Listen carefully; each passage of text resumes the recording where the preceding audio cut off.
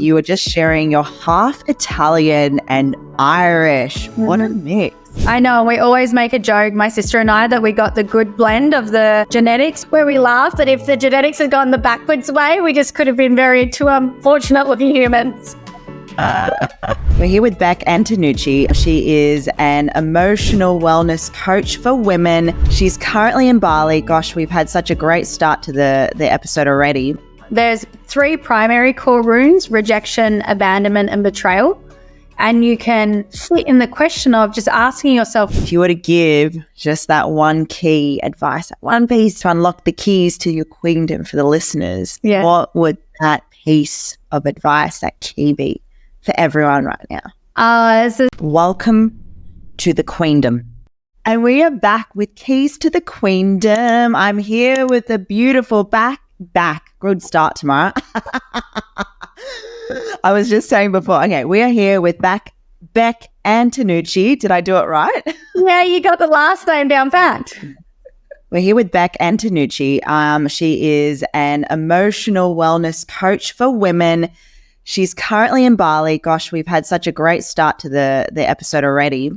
But I wanted to obviously drop in and say, hello, Queen. Welcome to the show. Thank you so much for being here and working around my schedule, my love. How are you? I'm so good, and I'm happy to be here in the afternoon. You would have got me yesterday all sweaty, so now I'm feeling like curly-haired and beautiful and tanned and just ready for you. So I've beautified myself for tomorrow. Let's go.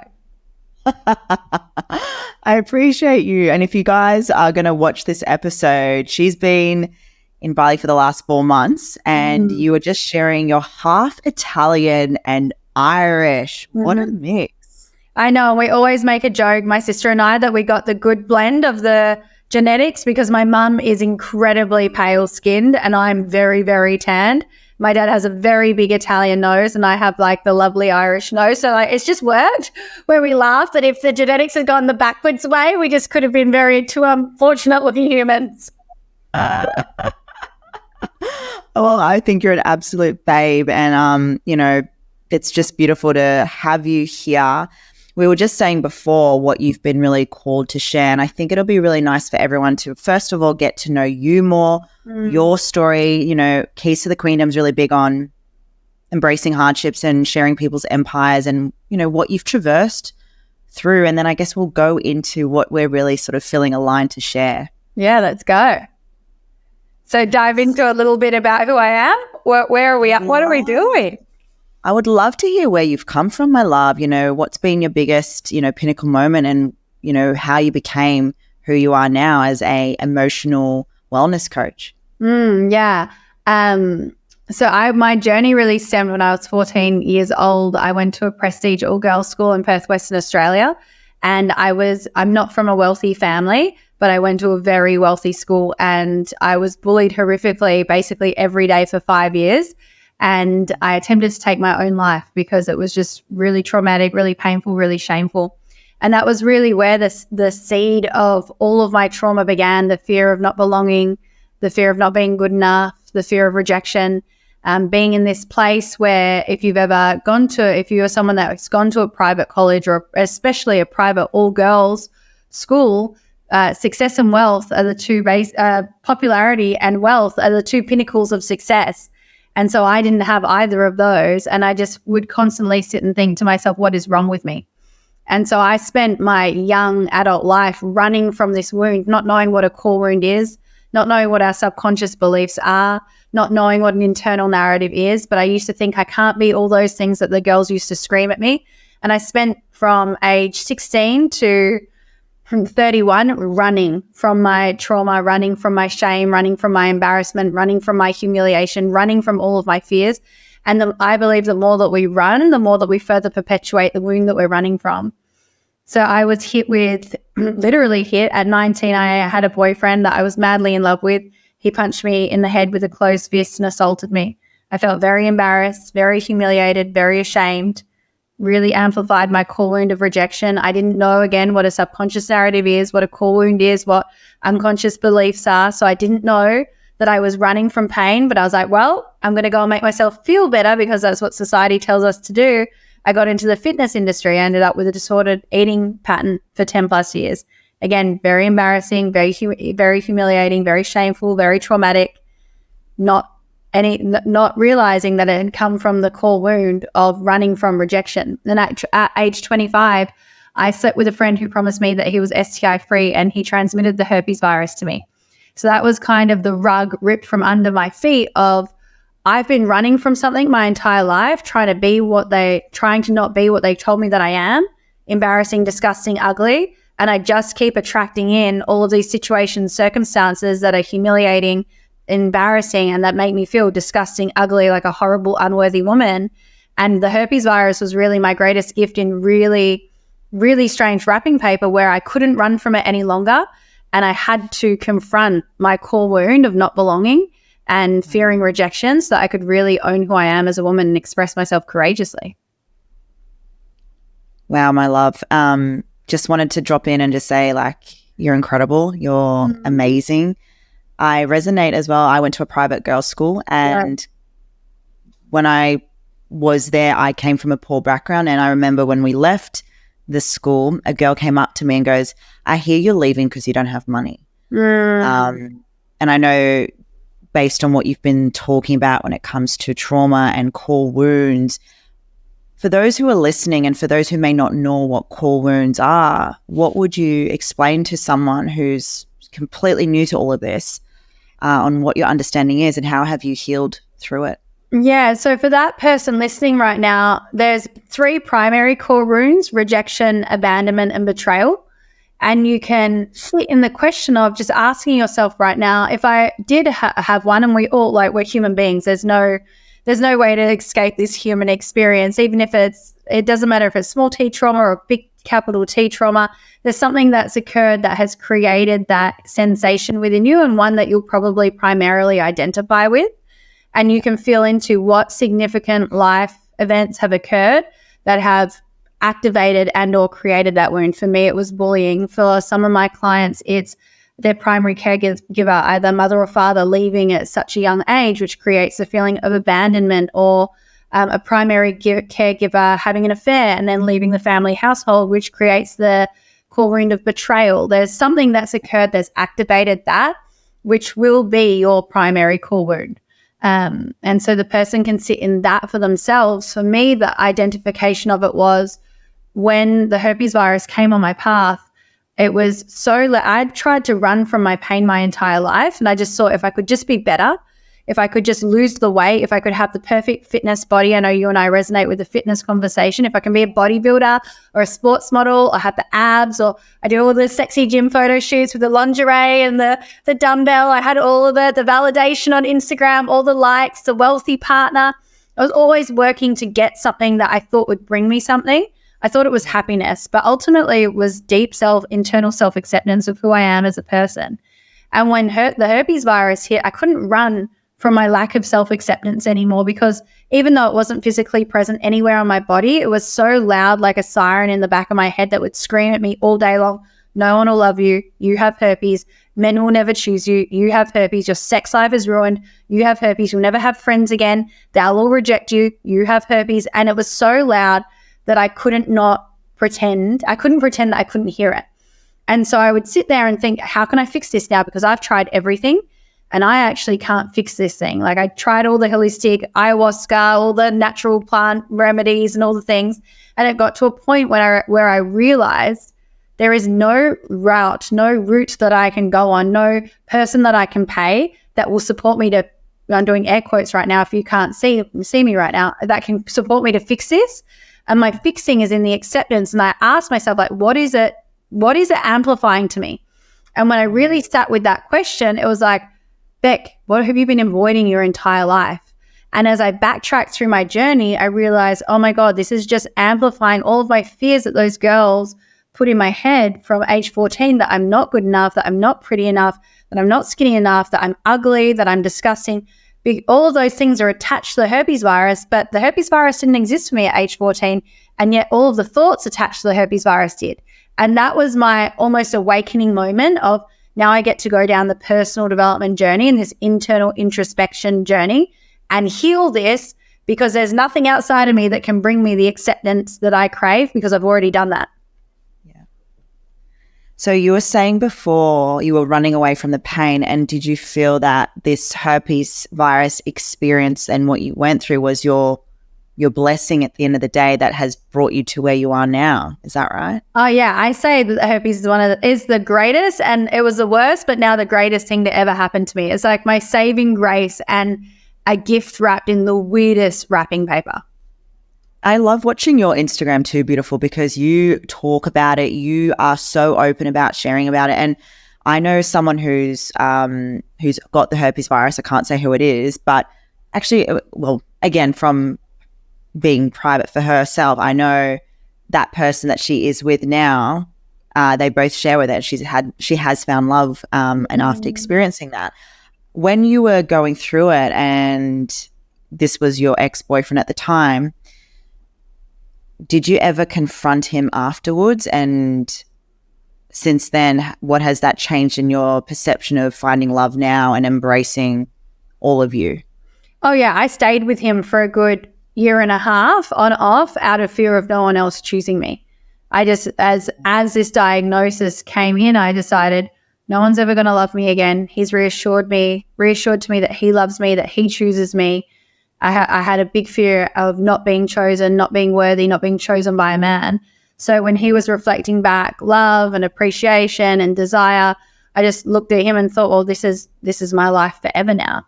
And obviously, if we make a choice from fear, the byproduct of that is only going to be detrimentally impactful for your life and everyone else's involved. So we weren't a happy couple. He is a lovely person, but I was choosing him not from love. I was choosing him from no one else would ever accept me with this, so I have to stay with you. And once I finally was able to move through that experience, I think learning more about the herpes virus as well, I had no idea what it was. I thought that I was literally ruined forever. I didn't realize that it's very easily manageable through natural health. I didn't realize it's common. I didn't realize that really all it really was for me was amplifying my limiting beliefs and allowing me to heal through them.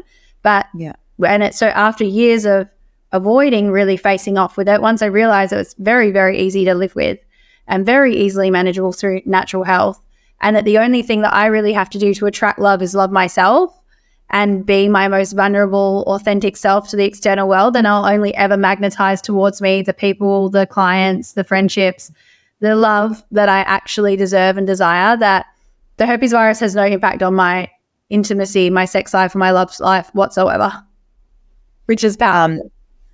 So powerful, because we're going to talk a lot about intimacy, I feel, today. I just want to bring this up because I think it's so important to be vulnerable in this space. Yeah. You know, yesterday when I said to you, I need to reschedule, I'm going through some processes and whatnot, that is from avoiding a lot of work that I had recently only now started to really feel into and go through the processes because of the core wound of abandonment. And I wanted to bring that forward to you just to have that openness so that you can understand, because I know it's so hard to just be transparent and open. And obviously for anyone listening right now, this is an opportunity for all of us to be open to seeing what are the things coming forward that are hitting us in the face. For me, I get really chronic pain in my stomach. Right. And that was why I reached out to you and was like, if it's okay for us to reschedule. When it comes to anyone that you work with, and I feel this is going to lead into our question, what do you find that a lot of women are avoiding the most right now that you're sort of witnessing, that you know you've been able to support them through with your story and your journey? Beautiful question. And thank you so much for sharing. It's really brave that you're looking at everything that you're looking at. And I think that there's a part of women that think, Queen, how often have you said, I spent my whole life studying, I've been to school my whole life, and I've actually learned nothing that teaches me the tools and strategies to build a successful business in the outside world. You've probably spent thousands of dollars on courses, or you've heard fake news from business gurus. Well, I'm here to give this incredible news to everyone here right now that this is Queen Stream University. Get out of debt and actually start making money in the online space, knowing and having the foundations to build a successful business. Now, I'm talking because I have gone through the trenches. I have been a fitness coach, built my online business as a pro athlete, and now I am a business coach. You'll go from having absolutely no idea what your business is through in the 8 weeks, learn the foundations of knowing what your purpose is, your vision and mission, and also understanding your business values with the execution to know what that business is. You'll also learn branding, social media, content strategy, marketing, and more importantly, how to sell. With Queenstream University, it'll cut out the bullshit and remove all the fluff and get you working specifically on your business so you can execute this in 8 weeks to get ready to launch. I wanted you to have something where you get to access something straight away, where you get to fast track your growth, as well as remove any doubt, any overwhelming sensation or stress, or the question that everyone seems to ask, where do I begin? With Queenstream University, you'll be able to build wealth, freedom, and at the end of the day, be an entrepreneur and be able to say, I have finally built my own thing, my own business. And I've stopped making money for someone else, and I'm now making money for my own empire. Queenstream University.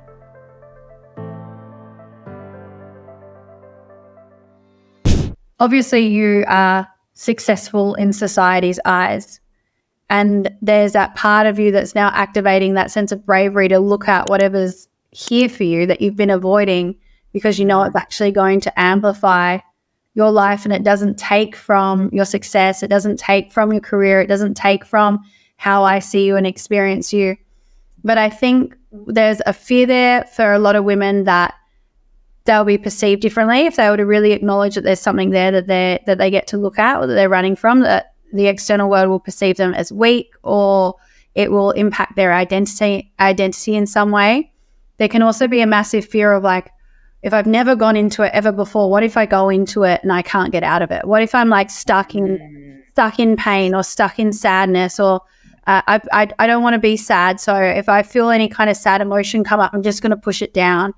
But then they're constantly living from this surface level experience of life of just trying to avoid whatever's underneath, feeling like if we actually go into it, we'll just be stuck there.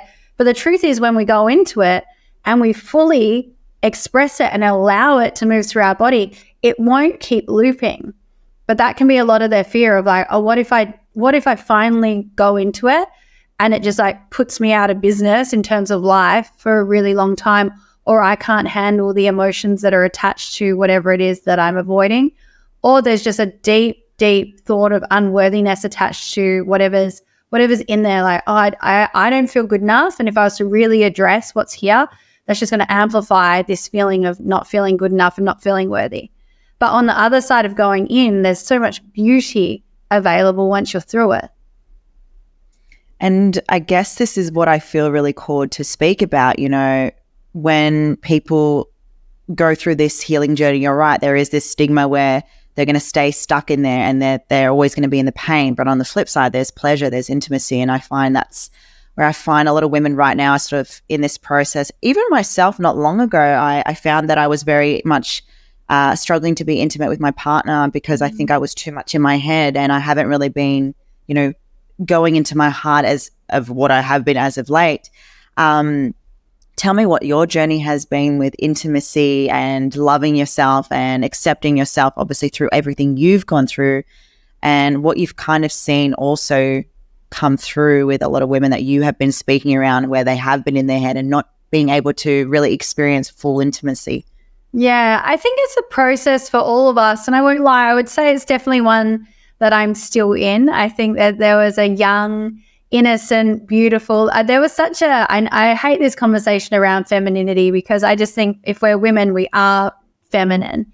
And there's now all of this, because of my fitness background, there's a part of me that now looks at femininity and is like, I don't want that to be the next like perfect fitness body that we're aiming for, this feminine expression. But we're told, I think quite frequently as Australian women, oh, you're so masculine and you're so this and you're so that. And I think that's really hard for us, because in my groups with my women, we're all, there's this constant story around, oh, I'm not feminine enough. And if I'm not feminine enough, then I'm not sexy enough. If I'm not sexy enough, my partner doesn't desire me enough. And if I was just a different kind of expression of woman, then he would love me more, or our relationship would be different. And I've definitely gone through all of these thoughts. And I feel when I was young, very different version of me. I would spend hours GHD curling my hair. I mean, I've got naturally curly hair. I would put clip-in extensions to get like a millimeter longer hair. I've got really long hair. I do eyeshadow, all the things. I'm so different now. But there was definitely a softer expression, a very trusting expression of me. And then as life occurs, breakups happen, pain happens, and we end up feeling guarded and armored. And we put up all of these protection strategies around us to not allow her in, but it also doesn't allow love in. And so that can be such a block when it comes to intimacy. And then men can reflect back to us, our male partners can reflect back, oh, you're not feminine enough, you're not soft enough. But underneath all of that, for all of us as women, anyone who's resonating with this conversation right now, it's not because we want to block love. I desire to receive fully and allow all of the love in and be the most loving, caring partner that there is. And for all of us, there's hurt there, there's pain there, there's abandonment, betrayal, rejection, something's happened that is stopping us. And so for me, and for any woman that I work with, it just requires deep vulnerability, compassion, and lots of patience. If you're not an open-hearted woman that's like not living in her head and fully in her body, just loving on her partner or whoever it is, it's not because you're like, I want to be a fucking bad bitch who doesn't want to love anyone. I want to be tough now. I want to like drill my partner and be like a drill sergeant telling me he's never doing good enough. Like, I don't think any of us wake up and think that. But if some of our behaviors reflect that, all I hear is little girls that are really desiring love, that are super fearful of it, because if I do open my heart to you, I do get out of my head and I do live from this place, what pain. Like, a lot of us have evidence that when I do that, pain is created. I loved the girls in school, they bullied me. I loved my partner, he assaulted me. I loved my ex-partner, he couldn't fulfill me sexually. I ended up with a man that passed on herpes. Like, on the other side of love, there's a lot of pain. And if we're equating love to pain, we're going to do everything in our power to attempt to avoid accessing it. So it's a slow process. It's a gradual process. It's an edging process. It means like pushing your growth edge a little bit by little bit so you can get a little bit comfortable in the discomfort, but not fully ripping the Band-Aid. And that's how I believe that we build love and trust with ourselves and with whoever else we're sharing that love and trust with. As you were saying all of that, my partner and I, literally last week, we had a massive fight because we've actually been recently listening to The Power of Now by Eckhart Tolle, and he talks a lot about, it's in chapter 8, and it was just something that he actually suggested we do because I was reacting every time we had fights about certain things around money, past traumas, and it was because I was in my trauma body. And we had this huge fight, and I literally lost my shit because that little girl was literally being triggered based on a past experience of what I've been through with fear of abandonment with my father and things like that. And I wanted to share that because I find that a lot of women, and maybe you can resonate as well, haven't found that person yet where they can be completely open and vulnerable, where they can express their pain and express, you know, all the darker secrets that they've been through and still be accepted and loved. But do you feel that women right now are afraid to love because they're afraid of the other person to see all parts of themselves that they may still not love themselves? Yeah, 100%. I think there's that. And then I think there's also just not knowing how to communicate around really challenging experiences. Like, I can resonate with what you just shared, Tamara. My ex-partner, we just went through a recent breakup. My business has taken off. His business went through a lot of hardship last year, and I wasn't communicating well about it. Neither was he. And so I would do quite similarly to you. I was in my trauma body. Wounded, money is such a big wound for my little girl. She feels so unsafe, feels like she needs it to feel safe. So I didn't realize, this is the beautiful thing about hindsight. Looking back, I'm like, I can see why I was so chaotic. My inner child felt so unsafe.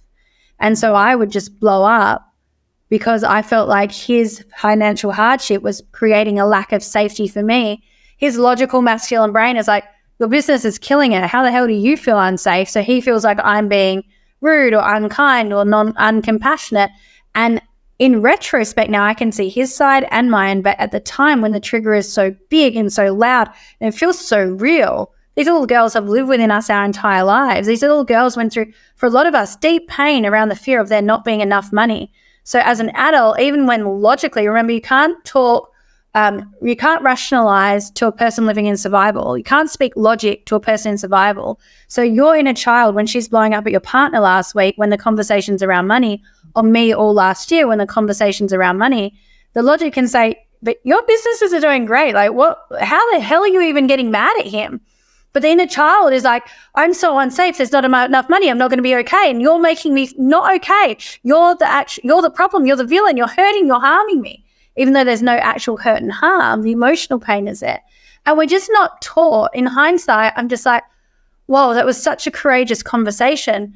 But I didn't even know, even with all the work that I have done, I didn't know how to hold that conversation around someone going through such deep financial hardship that's already going through their own pain, their own shame, their own turmoil around making ends meet. As a man in this society, I didn't know how to courageously bring that conversation towards him and say, I don't want to project this onto you, but what's occurring for me is I feel really unsafe in the face of this. And I know that logic says that my business is doing well, but I've got so much fear. And that's what we're not taught in society, how to have the really hard conversations that are required. But on the other side, you desire deep intimacy with your partner. That's what I desired with my partner. However, it's not possible to build deep intimacy on a foundation of rupture and resentment. So for as long as my inner child thinks that he's a villain and he's making me unsafe, how can we ever experience deep intimacy? But we're not taught these things. We're not taught how to have the really hard conversations that actually create the loving, impactful relationships, the intimacy, the depth that we all desire and we all deserve. And speaking of hard conversations, what do you feel has been your top 3 with everything? Maybe I should bring it to 5. Top 1,000. Those defining moments that have changed the trajectory to our life. But no, those hard conversations that have obviously really made such impact for yourself and what you're supporting other women in with what you do. Yeah, I mean, for me personally, owning the herpes conversation was probably my biggest thing. And now for women in my world, and also for myself, I think our biggest edge is boundaries with people that we love. Making requests from people where there's a lot at stake. It's very easy. It'd be easy for me to set a boundary with you or you with me. It's like, okay, we're friends, but we're fast friends. We've met each other just now. So if you're like, Beck, I hate you. It's like, oh, okay, well, tomorrow I hate me. But like, there's not depth of like, oh my God, I'm about to lose someone if I was to actually communicate my truth here. And so I think for me and for all of my clients, the real edge and the pivotal life-changing conversations is having the most meaningful, courageous conversation in the face of intimacy that we most fear. They're the ones that create the most change. And the thing is, and talking about rupture and resentment, when we do not have those conversations with the people that we love the most out of fear of loss, we're actually about to create the very thing that we're trying to avoid. I don't want to set a loving boundary because I fear hurting you. I fear losing love. But now I'm not communicating my truth to you out of fear of loss. And now I resent you. I'm angry with you. So now we're not experiencing the intimacy that I deserve and desire with you. And then loss is going to occur anyway. So in regards to being courageous with intimacy and speaking truth, how does one begin their journey in the 5-hack process for Beck? Yes, got 5 steps. The strategy. Because I know that for everyone listening in this space, I'm so big on speaking truth. That was actually probably last year's theme for myself. I always have a theme for each year. And I was like, you get the truth, you get the truth. And that was fucking scary, but it was just hitting me in the face because you're right, when you're not speaking truth, you're in denial and you're only going to bring forward and project what you're not bringing forward. And I find a lot of women right now are starting to see and understand the power of that. So when you're obviously bringing people into your world and you want to have bold conversations, be courageous and speak truth, what do you feel like is the 5-step process you can give to the women and men listening? Oh, or even 3? I would get really clear on what full self-expression even means to you. and what domain of your life or domains of your life that would have the most impact. It could be with my intimate relationship. It could be that you're a coach desiring to fully express yourself online, but you really fear judgment. So you're kind of like just sharing surface level nice stuff and all the positive quotes, but you're never really hitting the real like, oh, part because you fear the judgment. I would just get really clear on where I desire to be fully expressed. I would get really clear on my fears around it.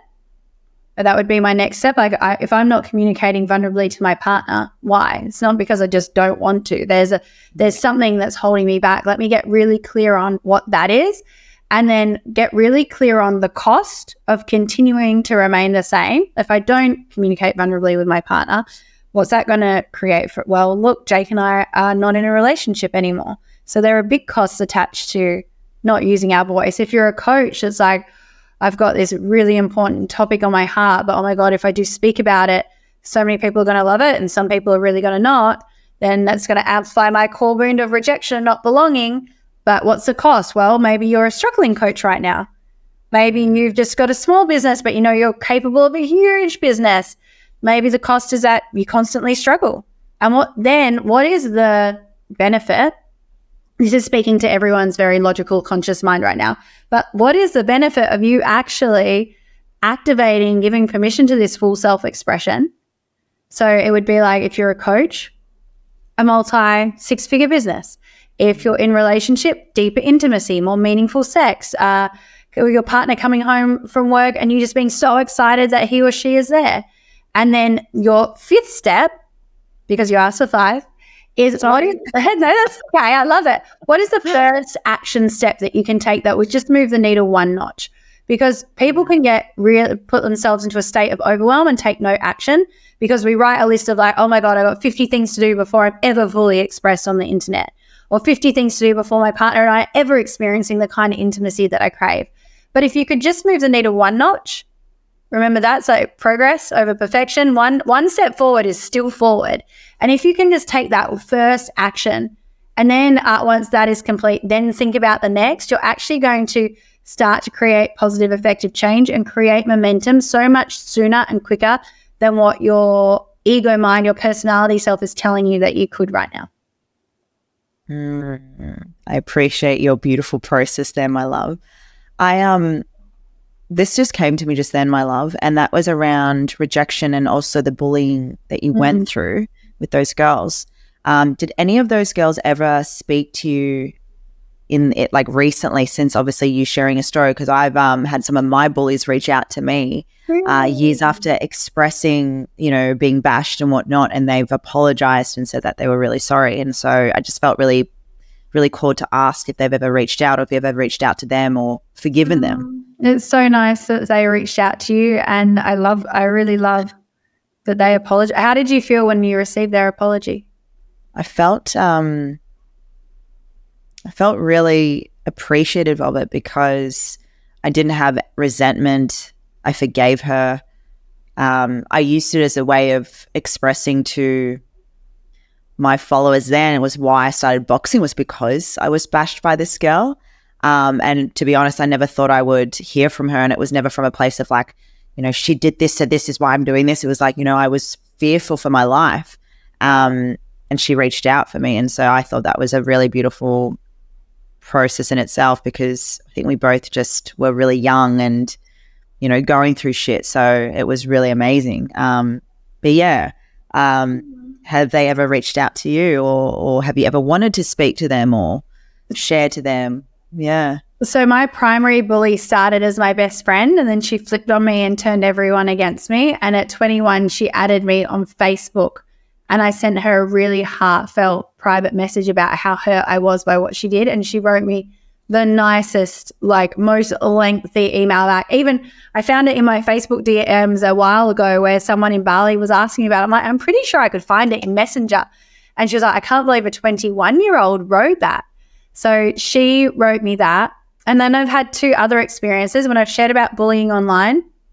I've had women that were in my year group that messaged me to say, I am so sorry that you went through that. I had no idea. And if I had have known, I wish I could have been your friend to help you. And then I had one other experience. I remember being 21 and having like quite a popular boyfriend in Perth that was a part of like the DJ party scene. I was like, oh, this is my reclamation. I'm cool now. And I remember being at a party and like the cool girls being there. And I'd lost all this weight. I was into my like fitness era. We had my little six pack, and they came up to me and they were really nice to me. And I was really rude.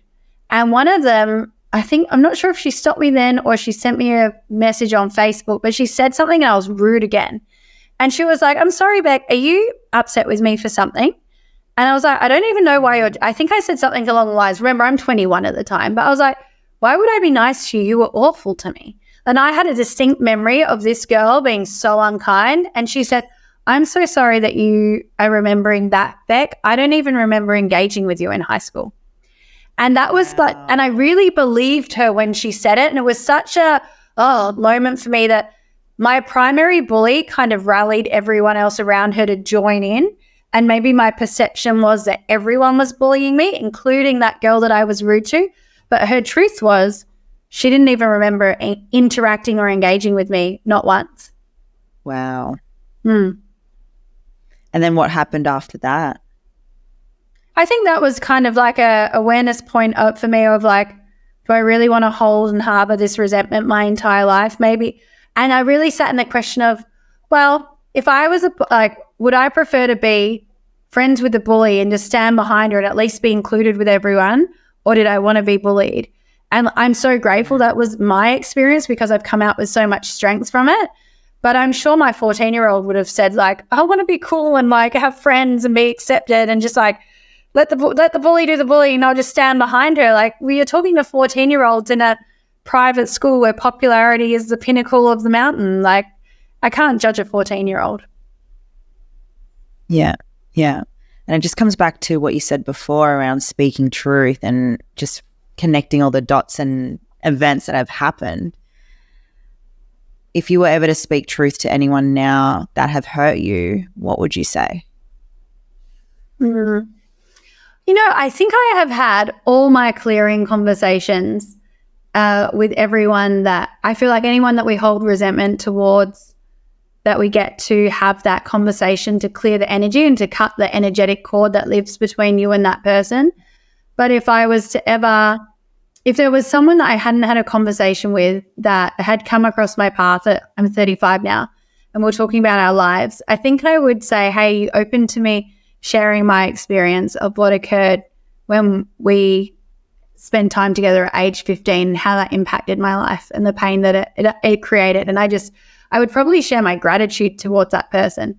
I know that my ex-partner, Jake, it's only a recent breakup 4 months ago, but eventually we'll get to have a clearing conversation as well. And I think what's important when we have those conversations is that we're able to have them from a place of personal responsibility, whereas when we're really in the pain of it, it can be very like, you did this and you did this and you did this and you did this. So I'm waiting for like a lot of the energy to move through so that maybe in 3 months we can have a powerful conversation and hold each other beautifully in clearing whatever is residing between the two of us. Hey, beautiful kings and queens, are you right now in a space where you're ready to take action and build your business, yet you struggle where to begin? You're feeling stuck and overwhelmed with all the things you need to do when it comes to building a business. Build the business of your dreams in the online space and be in the arena of all the incredible, great humans out there that are building 7 to 8 figure businesses. Now, the foundations that I truly believe in that you are going to learn through this membership is sales, marketing, content creation, social media, money mindset, and of course, branding. Now, all of this will be accessible for you to be learning what is currently hot right now in the market and how you can create your own business and build a successful business in the online space. All you have to do right now is DM Empire in my Instagram or email myself and my team, and we will get the ball rolling so you can have your empire and start making moves in the online space. And tell me how 4 months in Bali has been for you and what you've learned and experienced and are healing through. Obviously the breakup, I know. Yeah. I mean, I call myself a professional emotional wave surfer. So Bali is all things. It's amazing. It is not amazing. I feel liberated and euphoric, and I experience pleasure. And then I also feel sadness and, grief of my ex-partner, Jake, was my best friend. So, and my most favorite person on the planet. So detaching from that relationship's been really hard. And also detaching at 35 from a future fantasy of what I thought would be. I don't think I thought I'd be 35 and single, ready to mingle. It's actually not a desire that I have for myself.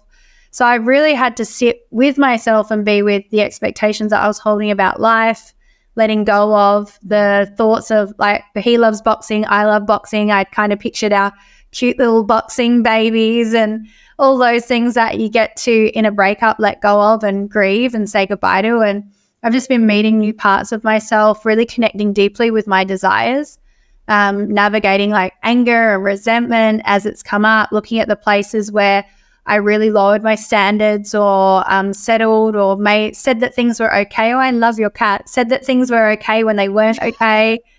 There's just lots of reflection, and there's a deep clarity in terms of what my desires are and what my desires are for my life, and what I will never again say I'm okay with when I'm really not okay. And because in my family, Italian family, how I was raised is what dad says goes. In relationship, what can play out is there's a part of me that's very submissive to the man, and I love that. And sometimes his leadership is not actually taking me where I desire to go, and I still say it's okay, and often it's not okay. And so I've really learned that my woman gets to come online more and more and more and more, especially my next relationship. So powerful, babe. I mean, look, the thing that came up for me just then was, what if you guys were to get back together, if that was your person? But obviously you would only know that, and that's obviously not my place to say. It was just a feeling I just got of like, what if it's just something that is a time essence right now that you're both going through?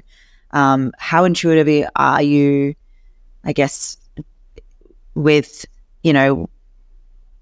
life right now and the feelings that you get around love and who your person is and your soulmate around that? Like, does that ever come up for you? We ended our relationship so lovingly and respectfully. Like, I've never had a loving, beautiful breakup, that if we were each other's people, then we could end up back together. And I'm not attached to that, because me being attached to that actually keeps the door open. So I get to actually fully cut this cord so that we can both move on. And I really believe that whoever is my husband, like whoever is the father of my babies, there's a part of my esoteric godlike belief system that says that I actually have no control over that. So I can try and force for it to be Jake and fight for it, and I can force the relationship. And if it's not him, no matter how beautiful a person he is and how amazing our friendship is, if it's not him, if he's not the father of my children, I can't force for that to happen. Yeah. So when I'm in my pain or my deep grief or sadness around it, I'm like, if it's Jake, Rebecca, it's always going to be Jake, even if he's not here right now. And if it's not Jake, it's because it's not Jake. And that, like, then we get to love that he gets to be, if I'm not his one, he's not my one. And that's the truth. And I can't force anything other than that. So I just get to be with what life's given me right now, and life's given me this experience. And I feel like it's supporting lots of women to choose their courageous, aligned path, the path less walked. And I know that whoever the father of my children is, he's going to find his way to me no matter what. Love that. Beautiful. I appreciate you being so open and sharing that. You being now in Bali, I hope you're still there when I'm going. When are you coming? November, end of November. I do not know. I don't know. I go to America in October, so I'm like, am I coming back to Bali? Where am I going next? Is my husband in America? Who knows? How fun is that? I'm heading to America next month. I just had this pull to go, and then something came up. I'm like, yep, doing it. Amazing. Scary with no certainty there. I guess, which brings me to my question for you, my love. What are you working on right now within yourself, within business? What are you really called to do? What are you passionate about, that everyone can really get to know you more in that essence as well? So for me, my own stuff is obviously everything that I've been sharing, navigating the breakup, the deep excavation of myself, just this real coming home to myself. I've been deeply studying my nervous system over this time, all the protection strategies that I've used up until now to keep myself safe, really exploring what's working in my life, what's not working in my life, what is working from a place but only working so much because it's from protection and survival, and really coming into deeper alignment with what is within my life, really amplifying and living from my values, like my value for relationship, building my business on my value for my relationship and integrity. And my business, I'm looking at really just, I feel something massive is coming, really massive. I've had some powerful, really cool opportunities privately shared with me recently. So I know that I've created this space through doing all this internal work. I believe that when we excavate the self, we create space for more to come through. And I just know that I've recently smashed a glass ceiling just to myself, to my own relationship with self, then to my relationship with money and abundance and living and experience and creativity, that I'm excited for what's next. In terms of business, I'm also creating, I've just launched Bali retreats for 2024. And I've got so much demand. They're just going, I know God, when I'm a yes and it's all aligned, God is just a yes. Women have just come pouring through the door and they desire it so much. So I'm just really looking forward to that. And then beyond that, I'm just really missing my sister and her dog in Perth. So at some point, I want my sister to fly back, she's in Europe right now, and spend time with me. And then before I go to America, I want to fly back to Perth so I can play catch with her puppy. So you're from Perth, is that right? Yeah. Yeah. Okay. What was the private school you went to there? Mercedes College. Okay. I always I don't know where that is, but it's just for the listeners to understand as well. Right in the heart of the city. I'm so excited for what's to come for you. You know, when you said just before something big is coming, do you know what that is, or do you just know that there's that feeling and you know it's happening very soon? Or are you allowed to share what that is? I'm not allowed to share, but it's interesting.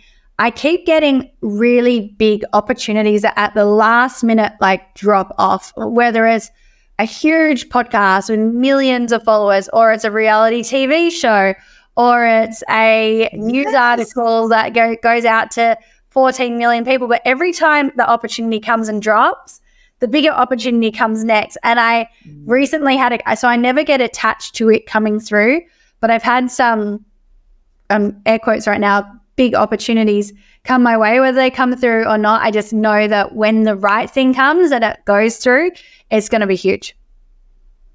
I can't wait to fucking see that, my love. Thank you. I'm excited. That's delicious and sexual and intimate. Ooh, I want all of that too. And my husband and my babies. Yes. Well, with what you were saying before with internal work, I feel like this would be the second last question to just let the listeners hear, because I feel a lot of people are starting to really understand internal healing and obviously working on themselves. What do you feel has been the biggest internal work so far to date that you feel the listeners are going to really take on board when it comes to their own healing journey? The first question I just always love to ask anyone, in terms of just even getting curious about your internal world, which is really the theme of this entire podcast, is asking yourself the question, what are you avoiding? That is a beautiful place to start. Then, another beautiful thing to do is to put yourself in community, some kind of personal development forum, workshop, breath work, just an experience for you to be in, just to see what it feels like for you, what comes up for you. I think going to workshops, events, healings, breath works, cacao ceremonies, shamanic ceremonies, this was really my initiation, or my first step through the door of oh wow, look at this odd world of people who seem to really like everyone and themselves, and talk about really taboo stuff that normal society doesn't, even though now we're kind of all onto it. I think that's a beautiful place to start. And then for me personally, the deep study of my own nervous system the past 9 months has been truly transformative. I feel like that's sorry? No, go. I don't think I would have left Jake, and I don't think I would have left Perth without having done this deep study on my nervous system, because there was so much, as much as I love and valued our relationship, there was so much safety wrapped up in Perth and him that was really blocking my expansion. And so it required me to do the work on my nervous system, study my nervous system to understand the survival protections and strategies that I was putting in place that had me so attached to him and attached to Perth and attached to my house in Perth. It was through understanding that allowed me to create the space and edge into a different way of life, which is why if we did end up back together, it would be such a different relationship because I wouldn't be choosing him from survival and safety rather than from desire and a really regulated nervous system, an embodied woman. And do you feel right now you're quite regulated as well with your nervous system? In this right now moment, yeah. Yes. When something rocks me off my path, then I obviously get to be with that. And I think it's a very big ask for anyone to have any kind of expectation that you're going to be regulated all the time. Life is always going to life. Something's going to happen. There was an earthquake in Bali last night. And then I woke at 4 a.m. my bed was shaking and I woke up out of my sleep. I'm like, is my bed shaking right now? But I was very regulated as that happened. I asked myself, do I feel safe? I was like, no, I feel safe. I asked myself, is this how I'm going to die? I was like, no, this is not how I'm going to die. Should I be scared right now? And just I was very, very calm about it. Very calm about it. I think that's a beautiful testament to all the work you've been doing on yourself, and how interesting that there was a volcano. Why not volcano? My friend was on the volcano and the earthquake happened. It was an earthquake. It was like, yeah. I've never been in Bali. I've never been anywhere where there's an earthquake and like literally having the ground underneath you. My bed was just rattling. I was like, this is an interesting experience. This is a sign. Tell me more. And then I forgot about it and I woke up in the morning to all of these messages saying, I hope you're okay. I hope you're okay. I hope you're okay. I'm like, why is everyone assuming I'm not okay? And so I was like, of course I'm okay. Why? Why would I not be okay? Or I was like, the earthquake. I was like, oh, makes sense. Well, I was regulated. I was fine. Bek, we always ask, we being me, this beautiful question that I find is really helpful. And you've been dropping in so many golden nuggets for everyone. But if you were to give just that one key advice, that one piece to unlock the keys to your queendom for the listeners, what would that piece of advice, that key be for everyone right now? It's the same thing I would ask myself. What is it that you are avoiding? Because the avoidance of emotional pain will only further perpetuate more pain onto your life path. God, that is beautiful. Thank you so much for being here, my love. And would you like to share a little bit more about your amazing retreat so everyone who's listening can be a part of it, if there's any spots left, that is? Oh my God, yes. We're about to open the doors for April because March is sold out, but you can always join the wait list. It's incredible. It's 6 days. It's women only, 5 nights. It's all inclusive. You get yourself to Bali. We take care of the rest. And it's basically a deep excavation of yourself so that you can create a deep, loving, intimate relationship with yourself, that you can learn about parts of yourself that you have maybe pushed down, repressed, avoided for a really long time.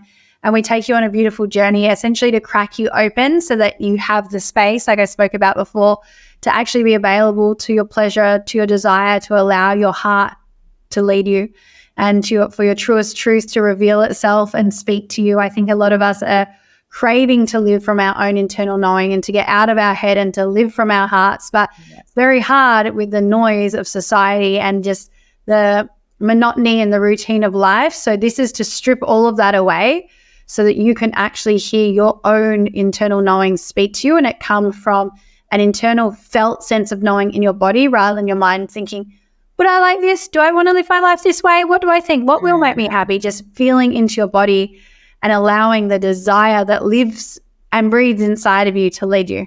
So if that's speaking to anyone, just come into my world and you're welcome anytime. I highly recommend everyone to drop into her amazing Instagram and life, because she is honestly a sex muffin herself, and I'm just so grateful to have you in my life. Bek, thank you so much for being here on Keys to the Queendom. This is your host, Tamara Maya, and we are excited for another episode dropping next Wednesday. Thank you so much, my love.